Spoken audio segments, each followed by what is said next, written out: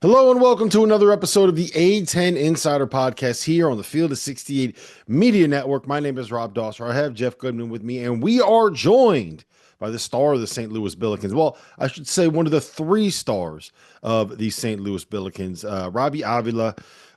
St. Louis has three guys averaging better than 17 points a game this season, the only team in the country that can make that claim and can make that boast. You guys have now won, let me make sure I have the numbers right, five of your last six after a 6-6 start to the season. You're 4-1 in the A-10, tied for first in the loss column. You're a half game back of George Mason. Now they played an extra game.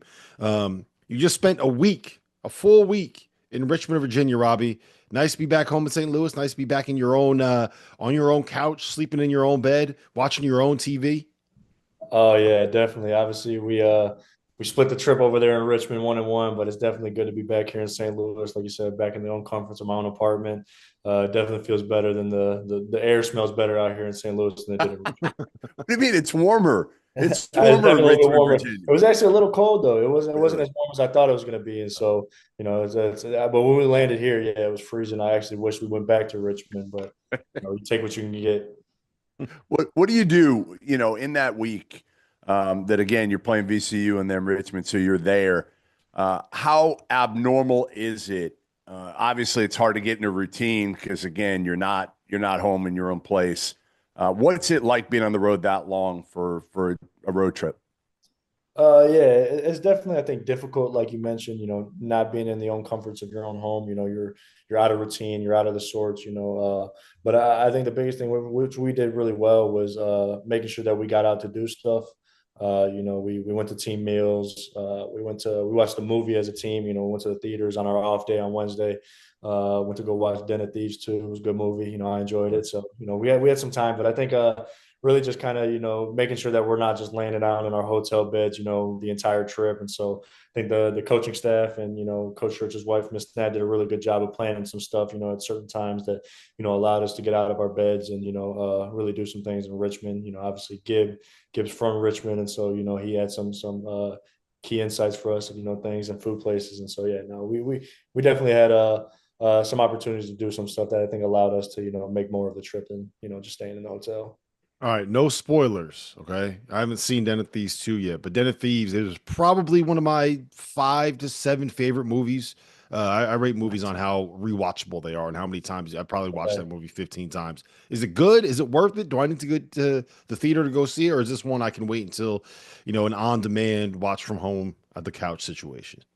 See, yeah, my family always judges movies like that too. Is it good enough to go see in the theaters, or is it more of a sit down family night kind of watch it at home and kind of thing?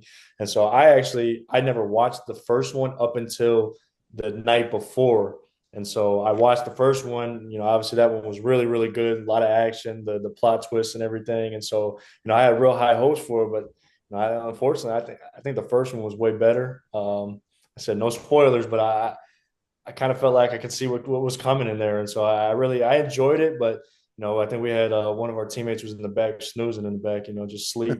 So I kind of Who summed it who up. was it, You got Robbie? out Who of was now. it? I can't out names. I won't out names, but maybe he wore number 0. That's all I'll say. But nah, yeah. So it was I would say it was a more at home movie for me, but it was still good out there to get out there with the team to go watch some. Hey, All right. what's this season been like for you? Last time we saw you in person, obviously it was you limping out of the arena in Sioux Falls at the Pentagon in crutches. The game against Santa Clara didn't go the way you or the team would have liked. I think we all thought maybe you would have a chance for an at-large berth this year. Again, outside shot. Things had to go right. Brand new team, brand new coach in a new situation, all that. What was that like? And you only missed, I mean, I thought you were going to miss, shoot, 4 weeks, and you only ended up missing 3 games. Of course, one was the big game against Avila University, which you're never going to get back. Nah, yeah. This year's obviously been a little bit of a process, like you mentioned, there's just so many things against us with, new place, new school, new system for, a lot of the guys, obviously me and Swope no shirt. So, but it's really just us two. And so, Coach Church always talked about in order us for to, be good, be exceptional. We have to be the exception. And so, it's, a lot of stuff that was going against us, but, the process is a, long time. Obviously we started off, not as we wanted, we went 6-6 in the non-conference. We played some really good teams that, I felt like we could have got wins out of those games, starting with the first game of the season against Santa Clara, just couldn't, quite get it done at the end. But, I think our non-conference kind of helped us, show what we need to work on. It really challenged us and allowed us to see, where our flaws were at and what we were doing well and, what we can get better in. And so, I think that really boosted us for, the start of conference play. Obviously we're, 4-1 right now, got a long ways to go, but we're sitting in first place. And so I think we're kind of starting to figure it out, building our identity of what we are as a team. And so we're just going to continue to try and build off all that stuff and, really, really shoot for the stars and go to try and win as many games as we can. One of the things that you guys talked about quite a bit heading into that the Field of 68 tip off out in Sioux Falls was the process of getting a team adjusted to the way that Coach Schertz wants to play, right? And you're not the only one that's kind of been banged up here and dealt with some injuries and missed a couple games here and there. Do you guys feel like you're now kind of hitting your stride there? Do you feel like you've been able to kind of get some of those reps? Because like even you had the ankle issue in the offseason as well. So does it feel like everything is kind of coming together for you guys at this point? Yeah, I think, obviously the injuries kind of set us back a little bit. We're all, knock on wood, hopefully, healthy throughout the rest of the season. I think now that we've gotten guys being able to practice, every day for a consistent basis now, it allows us to kind of, gel with each other and, really get after it. And so I think we are kind of hitting our stride right now. Obviously we had a, poor performance against VCU. We've talked about that. It's just, doing stuff like that, getting outshot, 72-37 is just, you can't win basketball games like that at all. No team in the country is going to win that game. And so we still have a lot of things we got to work on. We know that. And so, but it's definitely good to get people all together. We're on the court practicing every day, working at it on a daily basis. And, we're going to continue to build from there. Hey, Rob, did you know that St. Louis ranks 354th in the country in a certain category? Do you want to guess what that category is?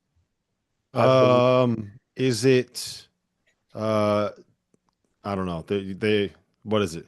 Robbie, tell him. I know we always talk about that. I believe, is it offensive rebounding percentage? No, that's bad too. That's bad too. We're pretty bad at that. Hey, Robbie, you guys got a lot of red on this KenPom profile, man. We got I know. Coach Schertz brings it up here and there. He likes to haunt us with them. So, he never shows us the good stuff. He only shows us the bad stuff. So smart. Bench scoring. Bench scoring, Robbie. Okay. Which means, again, listen, one of the big keys for you in the offseason was getting your body in better shape, right? And then you have that injury, that ankle injury. How close are you to 100% right now? And how are these minutes? You're playing a career high minutes, not that much more than you played last year, but how much of an adjustment has this been without having a deep bench now? Yeah, no, like you mentioned, last year's team, we were pretty similar. We played 6-7 for the most part, throughout the entire game. And so, me and Swope are a little used to, playing heavier minutes in some games. I think this year it's a little bit more of like an every game kind of scenario. But, obviously we have a lot of young, talented guys on our team that just haven't had enough time in college. And so, it's hard to put them in games like, that are, real tight games, super close, you're kind of just thrown right into the fire, supposed to go out there and compete. And so I think our young guys have done an excellent job at, competing at the level that is necessary. Obviously they're only playing, 5 to 10 minutes each, and so, but I think the guys that are playing, the first 5 and, even KT who plays, about 12 to 15 minutes, obviously he's had his, injury issues and, he's still working through his stuff. But I think, we've had a maturity, a level of, knowing, we're going to have to play a lot of minutes. We're going to have to play good in the minutes if we want to, be able to win. And so I think it's just a credit to guys, how much they want to win, how much winning means to this entire program.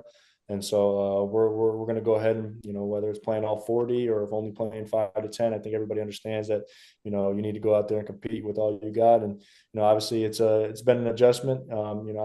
It's hard to get out there and play, at your best for, 40 minutes. And so, It's definitely interesting. But I think once these younger guys get more time under their belts, towards the end of the season, I think they'll be able to kind of relieve us with a few more minutes because, like I said, they're super talented. Just not enough time, and once they get that, I think it'll allow our bench to be a little bit more deeper. Robbie, you mentioned Kellen Thames there. Do you think part of the issue with him only playing 12 to 15 minutes is that he's not fully rested because you guys won't let him get his naps in at the movie theater? Maybe that could be it. Maybe we'll just take him to a movie before the game days next time, and he'll go ahead and sleep it off, and then he'll be all good, ready to play 15 to 20 the next game. I want to ask you about Gibson because I mean, obviously you knew Isaiah coming in, right? But Gibson is I think he's now the all-time three-point leader in the A-10, right? So you got a guy that can shoot it like this. I don't know if you've ever seen him play before you kind of were on the same team as him, but what's been the most impressive part and your favorite part about playing with the dude that can knock him down like that? I'm sure that you've gotten a lot of assists by just saying, all right, give it to him. He's 28 feet away from the rim with a hand in his face, but that's going in. Yeah, nah. The most impressive thing I would say is, how elite of a shooter he is. He's actually athletic. Like that guy gets up and he'll throw one down.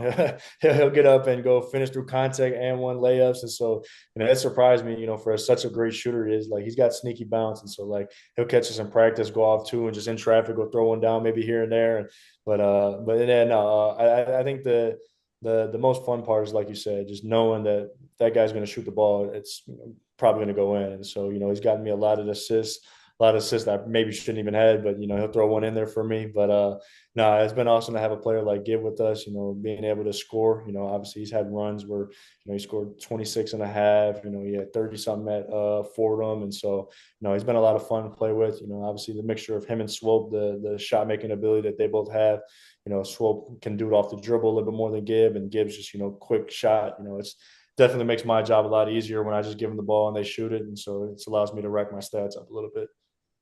So has Shirts changed with all this money that he's gotten now with his new contract at St. Louis? Is he walking around with a bigger ego and all that? What's been the difference? Yeah, definitely. He got a new contract. He started acting different. He doesn't show up to practices on time. He used to do that last year too, but now he shows up even later. Now walking around. It was the beginning of the season. He was walking around with, I got this little chain. He was walking around with a big Billiken chain. He's showing he's got much bigger money than me, and so yeah, no, he's acting totally different. I don't even know the guy anymore. What's the A-10 been like for you? I mean, any regrets? Because again, we talked about this before. Like, if you had gone in the portal and stayed in the portal, who knows how much money you could have made, what level you could have gone. But you've talked to us about this quite a bit, about just the confidence you have, the relationship you have in Shirts. What's it been like at this level, and any regrets whatsoever at not trying to get the bigger bag? Yeah, no, obviously the A-10, 1 through 15, the teams are really good, really competitive. You can go anywhere, and if you're not on your A game, you're going to lose. And so I think it's a lot of fun about this league is that, you're going to have to play your best if you want to be able to have a chance at winning. And if you're not at your best, you're going to get blown out. And so, it's a high level competitive league, awesome places to play at, obviously, along the East Coast. You're in New York, you're in DC, Virginia, Philadelphia, a bunch of, bigger cities that's, pretty fun to be at. Obviously when people come to St. Louis, also another, being home here is awesome. I've said it, more than once, trusting in Shirts, I think, is the best decision I've ever made. Obviously, leaving Indiana State, I love the community. I love the city, the school, all the people I met there, amazing people, and I'll, truly cherish them forever. But, as far as basketball, Shirts is my guy. He's done so much for me. I'd like to think I've done more for him. Without me, he wouldn't have won anything. These last 2 years. He'd be broke right now. He wouldn't have this contract. He would have been back at D2. It would have kicked him out of there. But no, yeah. So I'm just, like I said, I don't regret my decision at all. I'm enjoying it out here. We're playing good basketball, trying to compete for a championship, and, with Shirts, it's always possible. The crowd at Chaifetz Arena, has it been, I mean, when they pack that thing out, it can get really loud in there. It can get really blue in there. Has it been, what's it like playing in front of an environment like that? It's amazing. Our game against St. Joe's, when it got down to the end there, trying to call ball screen coverages, trying to yell out plays, and like the fans are all on their feet, screaming. And we got our guys. I remember one play I went to call a screen, and Kobe's like, I couldn't even hear it. I'm like, I'm over here trying to yell at the top of my lungs. Like there's guys that are just can't hear nothing, and so it's a crazy environment. Especially when the students are back on campus, they're going to fill up that fan section again. And so it's been a lot of fun. Obviously we had to earn, the respect from the crowd. And, I think we're kind of starting to build that, credibility now. And so it's going to be a lot of fun in this second half of the conference schedule. Can you feel the city starting to get behind you guys? Because look, we knew that it was going to be a little bit of a slow start with all the new faces and everything, right? And then you go down with the ankle injury again. You got to kind of deal through that. And Kobe was dealing with his shoulder thing. And you got a couple other guys that missed time. So I don't think it's necessarily a surprise that the season got off to a little bit of a bumpy start. But I mean, anybody that's watched you guys can see that it's starting to click now. Has the city felt that yet? Has that fan base felt that yet?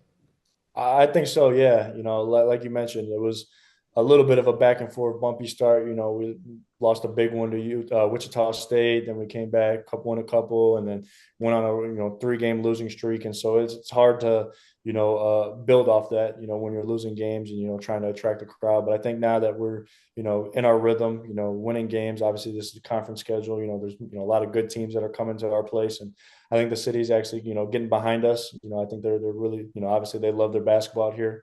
We're the biggest basketball program here, within like 200 miles or so. And so I think, they wanted to get behind us, but we had to earn that. And so, Coach Schertz always mentioned, you have to earn your respect first before you get it. And so I think we're starting to do that, and it's going to be a lot of fun here.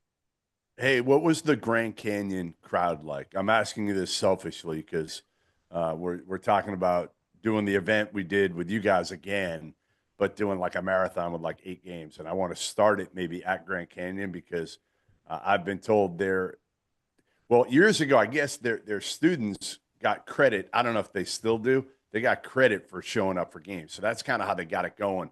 Was their crowd insane or was it just okay? It was probably because the gym wasn't the biggest gym I've been to, but for the size it was up there for one of the loudest. Like I like not even just the fans, but the band section. Like they get it. Their cheerleaders were they were yelling, they were all loud, and so like they really got behind their team out there. They have like special effects, lights, smoke, stuff like that. And so no, their environment, yeah, their environment was awesome. Though. It was definitely a fun place to play at. Obviously hope we could have ended it on the other end, but it was definitely an amazing environment to be at. Man, they did a good job over there. You guys have kind of gotten this thing going a little bit, right? What is the key? And I don't need your coach speak. I don't need your media training speak here. I want the truth, man. Like what? He doesn't do coach speak. Oh, he doesn't really do coach speak. Come on, genuine, straight up, real. Exactly. Like, come on, man. What is the key for you guys being able to continue this run? I mean, you got VCU coming up again at home. You got Dayton coming up. You play at Dayton, second to last game of the season. So you guys got some big games coming up here. What's the key for you to be able to find a way to make a run at Atlantic 10 championship this year? I think it's to not miss another 3-pointer and free throw. That'd be awesome, wouldn't it? No, I definitely think it's a mentality thing. Obviously we're winning games now. I think the only thing that's shifted is how much we value to win, how much we wanted to win more. And so I think the biggest thing is just to continue to do what we've done these last, 4 weeks and, to get to this point and to really build off that and, want each other to have the success that we're having. I think that's the biggest thing that why teams are so good is because we care for each other. And so, I think just to continue to build on the mentality and then the love to play with each other. I think the more we do that, the better we'll get. You got to stay healthy too. I think being healthy, I think that helps too, just a little bit. Maybe on the bottom. Again, the starting 5 playing so many minutes, and I assume the key, like you said, it's hard because you want to get these freshmen ready, but it's really hard to do when you're playing close games every single game. You're not. These aren't bye games. You're not blowing teams out anymore. So it's hard for Schertz to trust these freshmen in the second half of close games, but kind of got to get some depth, right? Like be able to build it, especially before you get to the A-10 tournament, where you're going to play, multiple games in multiple days with everything on the line to try to get to the NCAA tournament. Yeah, no, definitely. Like you mentioned, in these close games, it's kind of hard to, throw a guy in to develop him. You want to still go out there and win the game as much as you want, but you kind of got to find a mix for it. And I think Coach Church does a good job with that.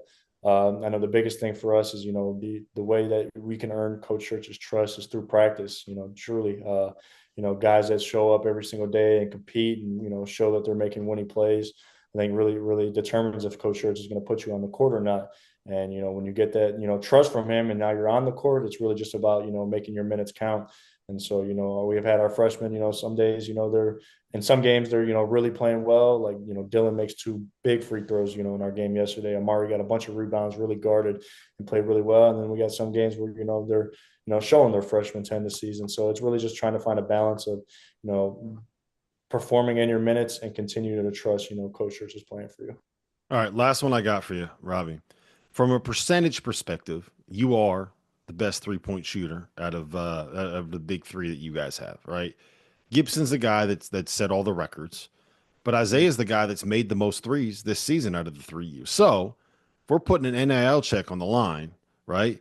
You guys are having a 3-point shooting contest, 5 threes from 5 spots. Who's winning that? All right. So I will say we did.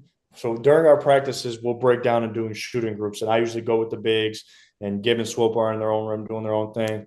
But we did do, and you can fact check this with ZB because he was running the show here. But we did a little, me, Gibb, and Swope doing a little bit of our pregame or pre-practice workout, doing stuff. And so we do a shooting competition at the end. It's the first to make 5 from the corner. Then we moved down to 1 spot. Then we went dribble handoffs. And so I think Gibb won the first round. Then Swope won the second round. Then I won the next 2 rounds. So it was 2 1-1. Swope won 1, Gibb won 1. So we were all knotted at 2 apiece. And for our last one, we were doing lifts out the corner, trying to like a little baby lift to the brick. And I came out on top. So I think, therefore, I might be the best shooter out of the group. And like I said, you can fact check it with Coach ZB. He ran it. He saw it. And so that was the only time we've ever done a shooting competition between us 3. And so numbers don't lie. So I think I'm taking that. Yeah, look, I'll buy it, man. Best percentage too. Best shooter on the team. Official. Yes, That's what the headline of this podcast is going to be. The best shooter on St. Louis joins us on the A-10 Insider Podcast. I like that. That sounds good to me. All I know is, listen, next time I need a fill-in guest, fill-in host for the Goodman and Hummel podcast, I need a better Robbie. I'm going with you. All right. So from now on, we need this on the record that because Hummel keeps threatening to quit the pod. Okay. He keeps threatening. One of these days, I'm just going to say, like, that's it. You're good. We're done. But I need to know that you're in. You're in. I'll be your backup. Whenever you're ready to get him out of there, I'll be ready to step up. You hear that, Doster? I got a better Robbie waiting in the wings. He's gonna love when you let him know that. Listen, Robbie, it's great to see you, man. It's great to see you guys winning. Best of luck this season, and hopefully, look, you keep putting up big numbers. We're gonna have to get you back on the podcast.